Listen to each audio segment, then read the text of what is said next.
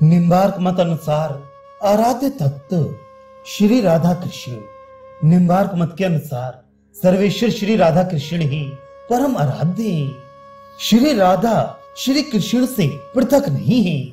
एक ही परम तत्व आनंद और आह्लाद इन दो स्वरूपों में क्रीड़ार्थ प्रकट हुआ है। जिस प्रकार प्रतिबिंब सदा बिंब के अधीन रहता है, एक क्षण भी उससे पृथक नहीं होता, वैसे ही श्री राधा कृष्ण का पारस्परिक संबंध है। श्री राधा का श्री कृष्ण के साथ नित्य तादात्म्य का समर्थन करने वाले प्रमाण भागवत तंत्र तथा अन्य ग्रंथों में भरे पड़े हैं, लेकिन वैष्णव धर्म में इस ऐक्य एवं रसोपासना का प्रतिपादन सर्वप्रथम श्री निम्बार्काचार्य द्वारा ही हुआ है। निम्बार्क मत में राधा के स्वकीय परकीय तत्व का कोई विवाद नहीं उठता। श्री राधा के परकीयत्व की कल्पना उत्तरवर्ती वैष्णव आचार्यों ने ही की है, जिनमें की गौड़ीय वैष्णव मुख्य हैं। वस्तुतः अनादि तत्वों के संबंध में विवाह होने या ना होने का प्रश्न ही नहीं उठता। श्री बलदेव उपाध्याय अपने ग्रंथ भागवत संप्रदाय में लिखते हैं, निम्बार्क ने युगल उपासना के साथ भगवान की माधुर्य प्रेम शक्ति रूपा राधा की उपासना पर जोर दिया था, क्योंकि वे राधा में ही भक्तों की सफल कामनाओं के पूर्ण करने की शक्ति मानते हैं। निम्बार्क मत से ही राधा की प्रधानता देने वाले बहुत से अभिमतों का उद्गम वृंदावन में संपन्न हुआ था। शिष्य वर्ग श्री निम्बार्क के श्री निवासाचार्य, औदुंबराचार्य, गौरमुखाचार्य और श्री लक्ष्मण भट्ट आदि कई प्रसिद्ध शिष्य हुए।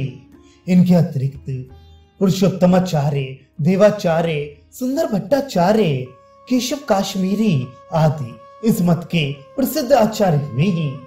हिंदी के प्रसिद्ध कवि श्री भट्ट केशव काश्मीरी के शिष्य थे और हरिव्यास देव जी श्री भट्ट के।